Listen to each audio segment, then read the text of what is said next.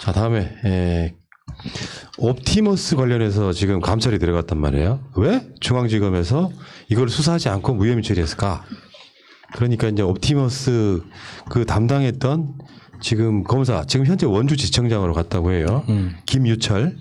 이 사람이 아무 문제 없었어요라고 이야기하고 있는데 거기에 대한 반박을 한번 해보겠습니다. 그 검사 그 지금 지검장입니까? 거기 그 직위가 하여튼 그 사람 김유철 검사가 하는 이야기 너무 재밌었어요. 그러니까 문제가 없으면 가만히 있으면 되지. 감찰을 하든 말든 감찰을 한 번을 하든 100번을 하든 지가 제대로 수사했으면 그게 무슨 상관이야 그게. 그냥 당당하게 감찰 받으면 되지. 근데 이게 그 타짜의 유명한 대사처럼 혓바닥에 길어가지고 나는 문제 없다라고 항변을 한들 더 이상해 보이잖아. 횡령의 경우 투자금을 투자 제한세에 반하지 않는 범위 내에서 자산운용사의 투자의 계획에 따라 사용한 것으로 볼 수 있고, 이거 해가 혀를 길게 뽑은 거예요. 전파진흥원의 재산상 손해도 없어 혐의를 인정하기 어려웠다. 그 다음에 수사 이제 이런 건데 수사 의뢰의 핵심은 이게 아니고.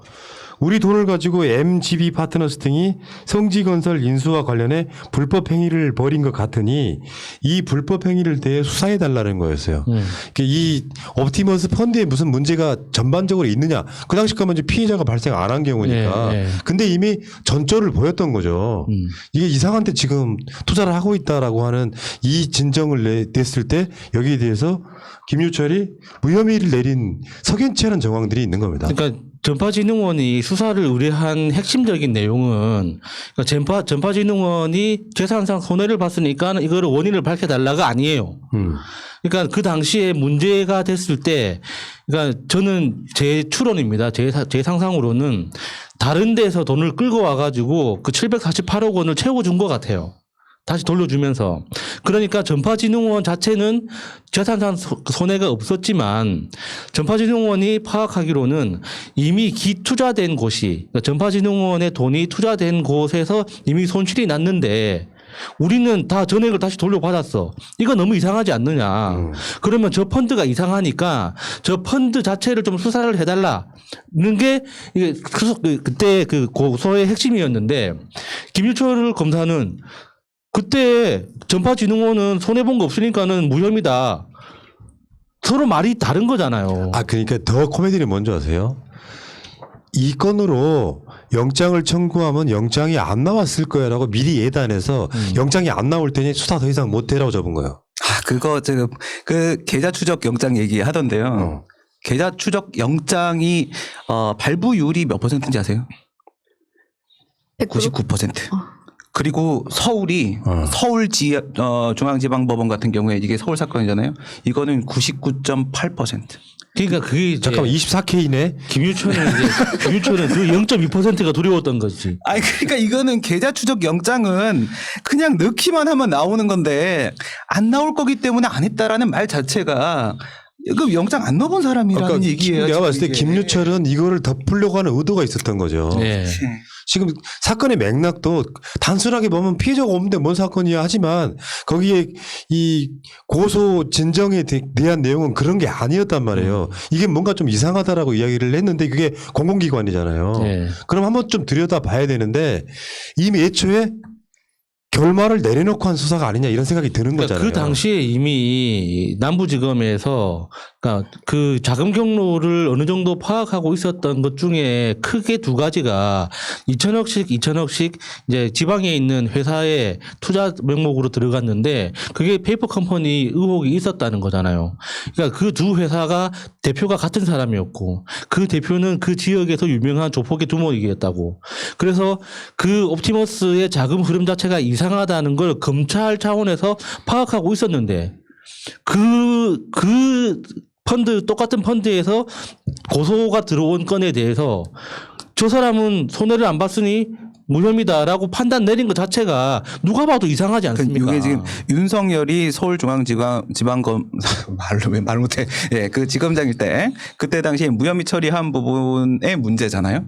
그리고 나서 지금 이 김유철이라는 사람이 부장선에서 그냥 마무리할 수 있는 부분 아니었냐 지금 이런 식으로 얘기를 하는데 이게 이런 얘기를 합니다. 옵티머스 사건에서 이 전파진흥원이 수사 의뢰를 했는데 이 수사 의뢰가 어떤 형식으로 들어가는지 중요하지 않습니다. 법에서는 그 내용을 보거든요.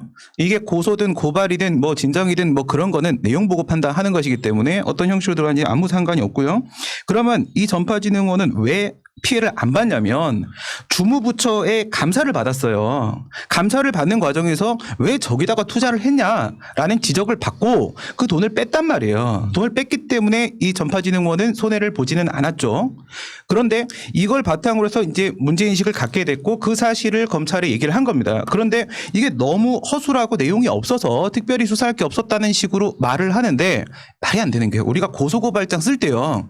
진짜 허술하게 써요. 진짜 허술하게 쓰고 나중에 가서 보충하거든요. 그러면 얘네들은 어떻게 되냐면 이미 주무부처의 감사를 받은 감사 자료가 있고요. 그리고 본인들이 돈을 뺄 때 다시 본인들이 판단할 때 회의 자료가 있고요. 거기에 모든 분석 자료들이 있는데 어떻게 그것이 부족하고 허술한 내용이었냐. 그럼 이제부터 고소고발 하나도 받지 말아야 돼. 이런 식으로 생각하면 말도 안 되는 얘기죠. 예. 우리 돈, 옵티머스에 투자한 우리 돈을 갖고 MGB 파트너스가 성지건설 인수하는데 썼는데 이거는 뭔가 이상하다라고 구체적으로 사건 내용을 고발 내용이 그런 건데요. 이거를 그냥 아무 문제 없어 영장 안 나올 거야 하고 덮었다면 이게 김유철만의 결정이었겠어요? 그러니까요. 이 김유철만의 결정이었겠습니까? 그러니까 그 전파진흥원 뿐만 아니라 전파진흥원의 엄청난 영향력을 행사할 수 있는 고위직이나 전직 고위 관료가 이렇게 엮이지 않고서는 불가능한 거죠. 그러니까 전파진흥원 같은 공공기관의 재산 구조를 보면 현금으로 여유 자금을 750억이나 가지고 있을 수가 없습니다. 그러니까 700억이나 뭐 1000억이나 이런 정도 되는 돈들은 연초에 예산 집행이 될 때 각 은행별로 그러니까 여신을 주거든요. 만약에 전파진흥원 한 해 집행 예산이 뭐 2천억으로 잡혔다. 그러면 은행에 이제 2천억 여신이 할당이 됩니다. 그러면 그 여신 발생된 그 안에서 그 현금을 그러니까 뭐 일종의 마이너스 통장 개념으로 이제 인출해서 쓰는 건데 그 과정에서 그 2천억 여신 그러니까 그 여신을 담보로 잡고 별도로 현금을 만들어서 그걸 일시적으로 예치하는 개념으로 하지 않고서는 그런 공공기관에서는 그런 거액의 돈을 집행할 수가 없어요. 그러니까 기본적으로 사업비라는 게 조각조각 나눠서 뭐 커봤자 100억, 200억, 10억, 20억 이런 단위로 쓰기 때문에 700억이라는 그 뭉칫돈 자체가 집행될 일은 없거든요. 그러니까 그런 복잡한 여신 과정을 다 통과시킬 수 있는 그러니까 공공기관뿐만 아니라 금융계까지 영향을 미칠 수 있는 엄청난 고위직을 지냈던 그런 영향력이 있지 않고서는 이런 사건은 발생할 수가 없는 거예요. 그러니까 이게 이렇게 돼요.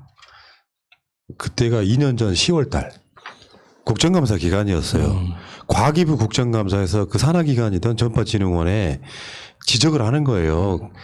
국정감사에서 이거 748억 원이나 투자했는데 어떻게 된 거냐 뭔가 문제 있다. 그러니까 전파진흥원이 이렇게 저렇게 해가지고 우리가 투자했던 금액인데 이게 이 펀드가 뭔가 이상한 곳에 쓰이고 있더라고 수사 의뢰를 한 사건이란 말이에요. 이게 과기부 연결돼 있죠. 전파진흥원 연결돼 있죠. 근데 이거를 부장 차원에서 그거를 끝낸다고 부장 전결로 끝낸다고 이게 돼요? 아니 뭐 어디 창고에 그 화재난 것도 뭐 다 보고받는 사람이 그거를 뭐 보고를 안 받았다는 게 말이 됩니까? 그러니까요. 나는 그 사건 보고받지도 못했다. 부장 전결이었다고 이야기하는 게 이게 내가 봤을 때 윤석열의 아킬레스건 중에 하나가 아닌가 싶은 거예요. 아까 그 비슷한 이야기로 라임 터트리는 건 실제로 이걸 터트릴 거다라고 윤석열이 자기 방어를 위해서 현 여권을 치는 용도로 쓸 거다라고 했던 거랑 맥락이 아주 딱 똑같이 연결되지 않습니까? 예를 들어서 옵티머스 같은 것들이 드러나면 위험해질 어떤 인물이 다른 걸 터트림으로써 옵티머스를 덮는 거였는데 지금 동시에 같이 터진 거지. 내가 그림을 그렸던 그림과는 다른 쪽으로 가고 있는 거지. 그러니까 아니 이런 중요한 사건에 대해서 일개 중앙지검장이 이런 것보다 부장 정결로 끝낸다는 게 말이 돼요? 보통 상식적으로 한번 그게 생각해요. 말이 안 되죠. 그러니까 그 우리가 몇 번 이야기를 했던 거지만 그 검찰이라는 조직 자체가 졸업하는데 30년이 걸리는 3,000명 정원의 고등학교라고 하지 않습니까? 이게 우리 반이 아니기 때문에 옆반에서 어떤 일이 생겼는지 나는 몰라요 하는 거하고 똑같은 말인데 그게 말이 되냐고요. 일개 학교에서도 그런 일은 없어요. 그러니까 전결이라는 게 내부임의 일종인데요. 그러니까 위임 전결을 한다 이것은 사실 뭐 다른 게 아니고 행정 편의상 A라는 감독기관의 일을 B가 대신하고 있는 거거든요. 근데 이 책임을 본인이 지기 싫으면 뭔가 사건이 커 보이면 당연히 원래 권한자에게 보고를 해서 이 결정을 받는 것이 당연한 건데 이 부장선에서 정결로 끝났다는 것 자체가 이 사이즈가 너무 크고 말이 안 되고 그리고 이 사람의 기본적인 전 도덕성의 문제가 그렇게 해서 무혐의 처리해서 끝내고 나서 이후에 현재까지 옵티머스 사건이 1조 2천 정도 손해를 피해자가 얘기하는데 수천 명입니다. 이후로 1조가 늘어났다는 거예요, 지금. 이거를 이렇게 정리하고 그 뒤로 1조가 늘어났다는데 그럼 그 사람들에 대해서 도의적으로 미안한 생각은 안 그 드나요? 말도 아예 안 했죠. 네. 그 미안하다는 말 안 했죠. 도의적 책임이라는 것도 있어. 설사 몰랐더라도 윤석열이 그런 사람이다. 알려드리고 싶었고요. 자, 옵티머스는 법무부가 괜히 지금 감찰을 나선 게 아니에요. 정말 그 얄팍하기 그지없는 언론들이 추미애가 옵티머스를 통해서 윤석열한테 보복한다가 아니라 내부적으로 들어가 보면 왜 이게 무혐의로 전결되었는지를 저는 분명히 뭔가 알고 있는 정보들이 있다 이렇게 표현을 하고 싶어요. 예. 윤석열이 관련이 있건 없건 간에 윤석열이 아니더라도 이 사건의 성격상 검사들이 깊숙이 개입되어 있는 사건인 거죠. 덮기 위해서. 근데 그럼에도 불구하고 그 윤석열이 몰랐다는 것 자체가 말이 안 되는 거죠.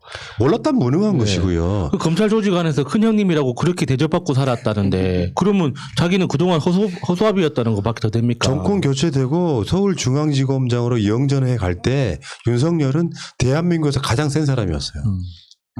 이해 안 되세요? 자, 그 이야기는 여기까지 하겠습니다.